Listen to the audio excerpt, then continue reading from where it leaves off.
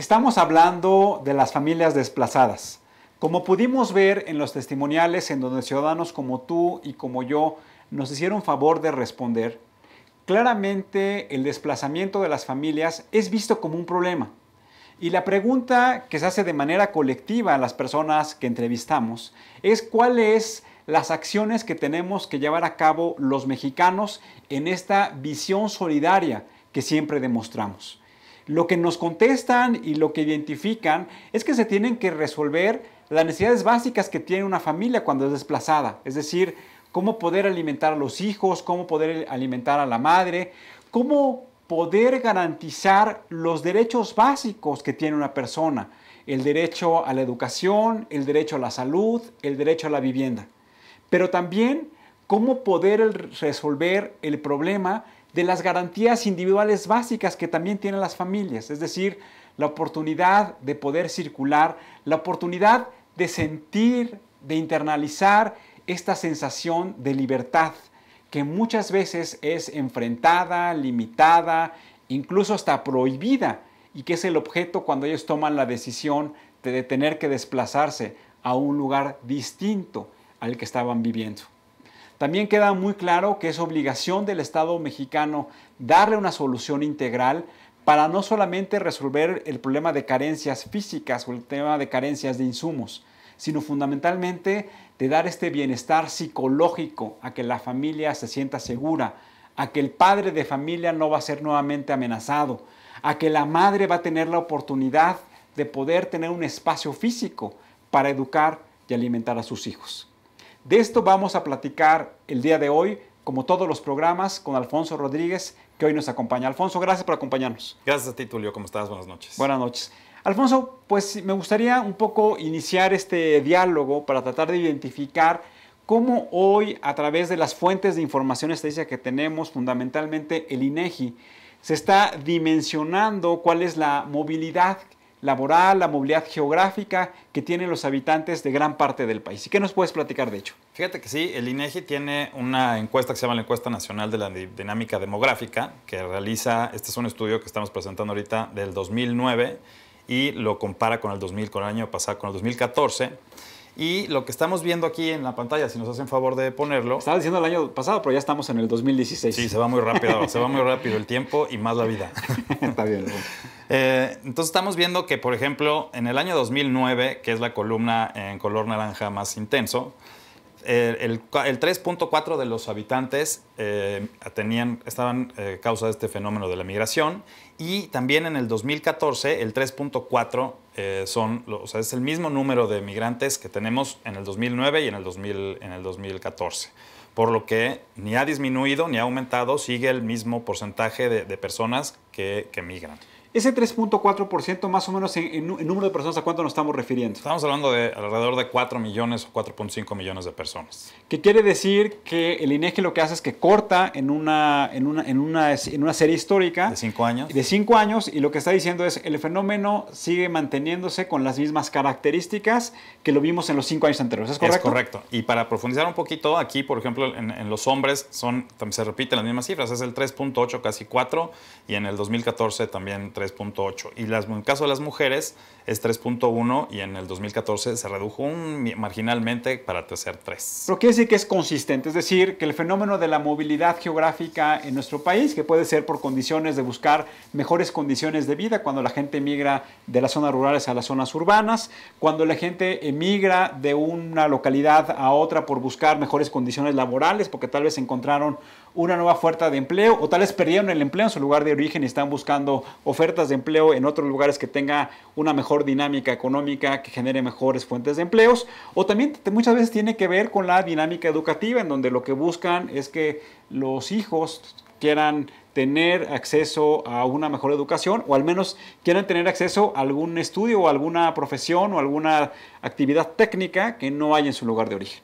Sí, incluso es un fenómeno a nivel internacional. Como lo platicamos antes de que iniciara el programa, pues es un fenómeno que se ha acrecentado por el tema de la globalización, cuando inició esto, pero también lo hemos visto en años anteriores o en décadas anteriores a causa de guerras o a causa de conflictos regionales muy importantes, las personas pues migran a lugares donde se sienten pues con mejor calidad de vida. Y también tú platicabas al inicio de nuestra conversación, antes de que empezáramos a grabar el programa, de que haces un símil con el caso de Inglaterra, del Reino Unido, con el famoso Brexit, en donde hablabas de que hoy claramente, nosotros cuando íbamos en la escuela, nos enseñaron un concepto que eran las sociedades multiculturales, en donde se decía que con la globalización, las sociedades homogéneas como las conocieron nuestros papás y nuestros abuelos, hoy ya están cambiando de manera importante. Hoy tenemos sociedades en donde hay múltiples religiones que conviven en una sola localidad.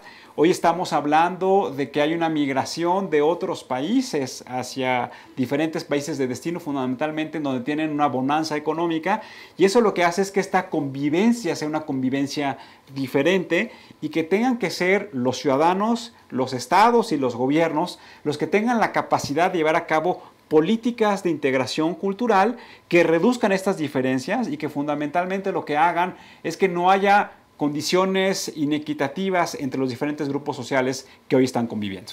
Y yo creo que para aterrizar todo lo que estás diciendo en México, pues nos hace falta mucha información, Tulio, porque hoy la información que tenemos es esta que está presentando el INEGI y quizás este es un resumen, pero ellos lo tengan un poco más desagregada, pero yo creo que sí hace falta mucha información de ver y de dar seguimiento a las familias y a las personas que van migrando por distintas de las circunstancias que hemos ya mencionado aquí en el transcurso del programa. Pero si me dejas... ¿Por qué no nos presenta la siguiente gráfica que entiendo que habla en esta consistencia de cómo está la lupa, el zoom en cada una de las entidades federativas? Exactamente, aquí nos presenta en esta gráfica las 32 entidades federativas y lo que destaca de esta gráfica es que, por ejemplo, las entidades que expulsan a más personas, en primer lugar está el Distrito Federal, hoy conocida como la Ciudad de México, y Tamaulipas es el segundo estado que tiene mayor expulsión.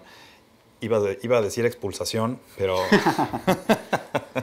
el tercero es Sinaloa, sigue Guerrero, Chihuahua, Zacatecas y Michoacán. Déjame detener un poco aquí, Alfonso. Cuando hablamos de que estados del norte de la República, como es el caso de Tamaulipas, el caso de Chihuahua y el caso de Sinaloa, podríamos inferir, podríamos asumir que son estados en donde la violencia que se deriva de las actividades económicas ilícitas que se llevan a cabo en esos estados, pues podríamos correlacionarlo con el desplazamiento de las familias. Y también cuando hablas ahí en esta gráfica de Michoacán, Zacatecas y Guerrero, que son estados en donde desafortunadamente las condiciones de marginación en la que viven muchas familias también los obligan a que haya esta migración. Sí, totalmente. Y pues como que un algo raro que tiene más bien con la densidad de la población que tiene la Ciudad de México, pues es que es la ciudad que más expulsa a personas. Muchos de mis amigos que yo tuve en la universidad o en la preparatoria hoy ya viven en otros lugares, como lo vamos a ver un ratito, vamos a comentar, por ejemplo en Querétaro, que es de los estados de la República que más reciben personas. Y que tiene que ver primero con que las condiciones de la zona metropolitana no han satisfecho de manera adecuada las condiciones de vida de estas personas, pero también tienen que ver en donde la Ciudad de México, desafortunadamente, hay condiciones económicas mucho más benefactoras en ciertos sectores de la población que hacen que expulsen a personas que están yendo a otros centros educativos a nivel internacional. Sí, o que también, por ejemplo, como Querétaro o junto con el gobernador de Guanajuato, que es que ha desarrollado una industria interesante, pues ya son como nuevos polos económicos que hacen que personas que tienen como que algún emprendimiento o algo pudieran ir a otros lugares y ayuden a detonar el crecimiento económico de esos estados. Vamos a ver la siguiente gráfica, Alfonso. ¿Qué nos dice esta gráfica que nos estás presentando? En la siguiente gráfica describe las causas por las cuales las personas migran y en primer lugar tenemos que con el 43% las personas que van a reunirse con la familia. Y en la gráfica lo que se muestra es que en la línea que está en naranja más intenso son las personas que migran hacia afuera del país y las que están en un naranja menos intenso, que en este caso en el reunirse con la familia es el 40%, es de una entidad federativa a otra. La segunda causa es el buscar trabajo o el cambio de trabajo, que representa más o menos alrededor del 23%. La tercera causa, con el 6%, es estudiar, lo que ya veníamos platicando. Y una de las causas que llama mucho la atención y que ha venido creciendo en los últimos años es el tema de la inseguridad y de la inseguridad pública y de la violencia. Esa es hoy la quinta causa de migración de las familias, y me parece que esa es una de las causas como involuntarias o más importantes y más tristes de ¿Y qué porcentaje está migración. diciendo el INEGI que tiene que ver con estas causas de inseguridad o violencia? Es el 5.2% de las personas, y que migran a otros países es casi el 1%, y que se quedan, que migran a otros estados de la República es el 6.4%. Y ahí es donde realmente podemos ver hoy el fenómeno que hoy nos aqueja, hoy acontece en este programa, que se refiere a las familias desplazadas y fundamentalmente por la violencia. Como ya decíamos al inicio, no solamente tiene que ver con la violencia, tiene que ver con la movilidad laboral, tiene que ver con los conflictos religiosos, tiene que ver con el conflicto de la propiedad de tierras. Pero aquí, en esta encuesta que lleva a cabo el INEGI, que nos parece que es la fuente estadística más seria a la cual podemos nosotros consultar, pues nos ayuda a dibujar cómo está el problema del desplazamiento por violencia. Y quizás la diferencia con las otras 4 anteriores es que, por ejemplo, si vas a estudiar, pues ya tienes planeado quizás a dónde vas a llegar a vivir, cómo vas a comer y que vas a estar un periodo de tiempo allá. Si vas a un cambio de trabajo, pues quizás lo mismo. Si vas a buscar trabajo, pues es una circunstancia como diferente. Si vas a reunirte con la familia, pues quizás también como que tienes un poco más planeación. Pero si estás expulsado por el tema de la inseguridad, me parece que la circunstancia es totalmente catastrófica y crítica, porque no vas a saber ni a dónde vas a llegar a vivir, no vas a saber ni cómo vas a comer, para darle comer a tus hijos, a tu familia, no sabes en dónde vas a trabajar, no sabes si vas a ser aceptado o vas a ser rechazado por la población a la que vas a habitar. O sea, como que son muchas circunstancias y demasiadas cosas que tendrías que considerar para poder ser un migrante y poder tener éxito o poder dar los satisfactores mínimos a tu familia. Y sobre todo que te deja en una situación de fragilidad, en una situación de vulnerabilidad, en donde, como comentábamos, no solamente son vulnerables tus derechos, sino que también de manera psicológica te sientes vulnerable. Y es ahí entonces en donde hablamos que también desplazar a las familias, desplazar a personas por un tema de violencia, pues también ayuda a acrecentar las condiciones de desigualdad que vive nuestro país, y también es reflejo de la falta del imperio de la ley y de la falta de elementos de justicia cotidiana que puedan acceder a estas familias. Sí, hoy un ejemplo de un país que vive una situación similar a la que estamos presentando en México es Colombia.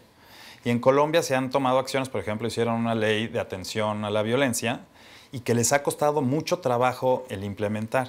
En México también hace poquitos años tenemos una ley de atención a las víctimas, pero que hasta donde yo sé, y si tú tienes más información, estaría buenísimo que la podamos compartir con los que nos escuchan y nos ven.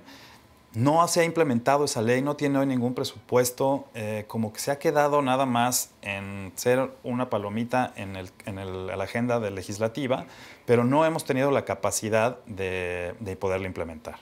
Y también, como me acuerdo cuando éramos estudiantes de la universidad, cuando las organizaciones convocan a voluntarios, deberían estar convocando no solamente a voluntarios para ir a otros países, sino voluntarios para atender ese tema dentro de nuestro país. Alfonso, como siempre, muchas gracias por acompañarnos. Gracias a ti, Tulio. Muy buenas noches. Vamos a seguir platicando de las familias desplazadas. Vamos a platicar con Brenda Pérez, que pertenece a la Comisión Mexicana de Defensa y Protección de los Derechos Humanos, que han venido trabajando de manera sistemática, no solamente en dimensionar el problema, sino tratar de encontrar soluciones integrales a través de propuestas a este problema.